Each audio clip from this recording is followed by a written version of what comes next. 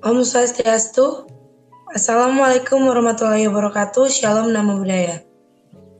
Terima kasih atas kesempatan yang telah diberikan kepada kelompok kami untuk mempresentasikan hasil materi kami, yaitu tentang COVID-19 pada remaja. Sebelum kita masuk ke dalam presentasinya, izinkan saya membacakan nama-nama kelompok saya. Yang pertama ada Nino, yang kedua ada Iza, yang ketiga ada Yoga, yang keempat ada Gladys, dan yang terakhir ada saya sendiri. Nama saya Desyanda. Oke, kita masuk ke dalam presentasinya. Yang pertama ada definisi. COVID-19 adalah penyakit yang disebabkan oleh virus SARS-CoV-2 yang menyerang sistem pernapasan manusia, yang penularan melalui droplet dan kontak erat. Gejalanya bervariasi dari ringan hingga berat. Selanjutnya, kita masuk ke dalam latar belakang.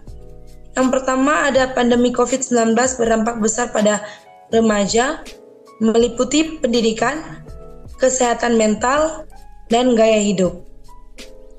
Yang kedua, angka kasus di kalangan remaja menunjukkan tingginya kerentanan kelompok ini terhadap infeksi. Berikut adalah grafik COVID-19 di Indonesia pada tahun 2022, tepatnya 14 Februari sampai 5 April. Selanjutnya akan dibawakan oleh teman saya. Oke, terima kasih untuk waktu yang telah diberikan. Saya akan melanjutkan presentasi. Kali ini kita masuk ke relevansi tema. Yang pertama harus kita mengerti adalah remaja memiliki peran strategis dalam penyebaran informasi kesehatan. Kenapa remaja memiliki peran strategis? Karena mereka dalam penyebaran informasi ini sangat cepat, dan penggunaan informasi ini pada kalangan remaja akan membantu memberikan edukasi dan pendekatan khusus kepada masyarakat yang lebih luas. Setelah itu, ada edukasi dan pendekatan terpadu diperlukan untuk memitigasi dampak pandemi pada kelompok usia ini. Seperti yang kita tahu, memitigasi adalah tindakan untuk mengurangi dampak negatif yang ditimbulkan dari berbagai peristiwa atau tindakan.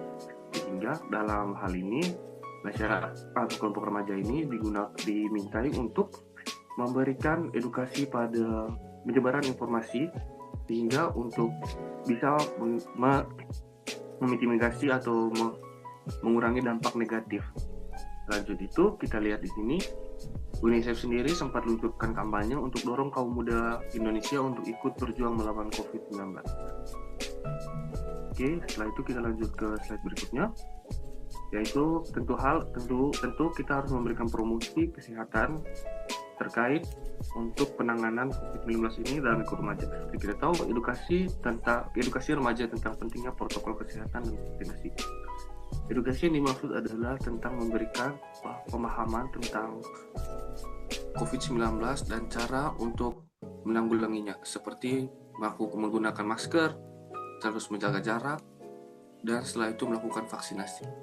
Setelah itu, strategi penggunaan media sosial. Seperti yang kita tahu, ada beberapa media sosial seperti WhatsApp, Instagram, dan Zoom untuk meningkatkan pengetahuan.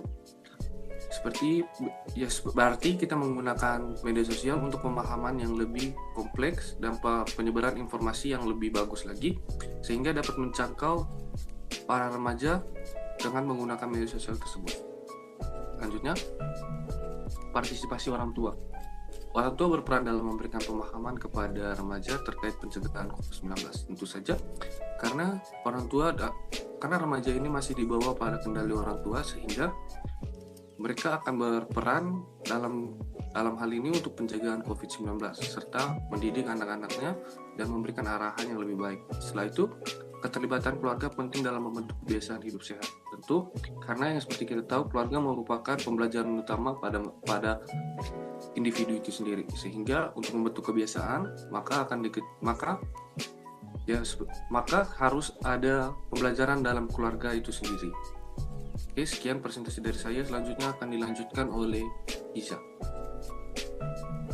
Selanjutnya kita masuk ke strategi pencegahan.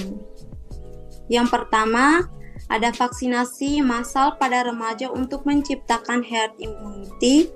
Selanjutnya ada penerapan protokol kesehatan 5M. Pertama, memakai masker. Kedua, mencuci tangan. Ketiga, menjaga jarak. Keempat, menghindari kerumunan. Dan yang terakhir, mengurangi mobilitas. Next.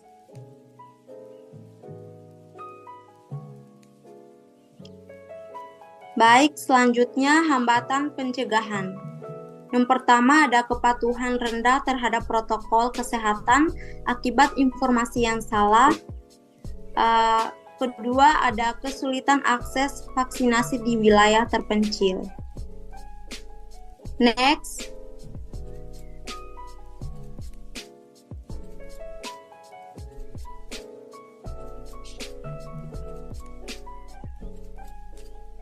Selanjutnya ada kasus ringan. Yang pertama, pengobatan gejala ringan seperti isolasi mandiri, hidrasi, dan istirahat cukup. Dan selanjutnya ada edukasi pasien untuk mencegah penyebaran lebih lanjut. Selanjutnya akan dijelaskan oleh teman saya. Baik, untuk selanjutnya itu ada kasus berat. Itu ada penggunaan terapi oksigen, ventilator, dan perawatan intensif untuk kasus dengan komplikasi berat. Lalu ada pendekatan multidisiplin untuk manajemen pasien. Selanjutnya, komplikasi jangka panjang. Itu yang pertama ada penanganan gangguan fungsi paru-paru akibat long COVID. Lalu ada pemantauan ketat bagi remaja dengan penyakit penyerta seperti obesitas. Next, program rehabilitasi fisik. Itu ada pertama ada latihan aerobik atau yoga dan pernafasan untuk meningkatkan kapasitas paru-paru. Lalu ada edukasi tentang pentingnya olahraga ringan untuk pemulihan. Selanjutnya akan dijelaskan oleh teman saya. Baik, selanjutnya ada dukungan psikologis, konseling bagi remaja untuk mengatasi trauma akibat pandemi, dan ada dukungan kelompok sebaya untuk meningkatkan motivasi. Next. Terakhir ada kesimpulan, pendekatan promotif, preventif, kuratif, dan rehabilitatif sangatlah penting untuk menangani dampak pandemi COVID-19 pada remaja. Kolaborasi antara tenaga kesehatan, pemerintah, dan masyarakat, khususnya anak remaja, diperlukan untuk mengurangi kasus COVID-19 dengan memanfaatkan media sosial dan teknologi digital untuk menyebarkan informasi yang akurat terkait protokol kesehatan, vaksinasi, dan pencegahan. Next. Baik, sekian presentasi dari kami. Kalau ada salah kata mohon dimaafkan. Saya tutup dengan Parama Santi. Om Santi Santi Santi Om. Wassalamualaikum warahmatullahi wabarakatuh. Shalom, nama budaya.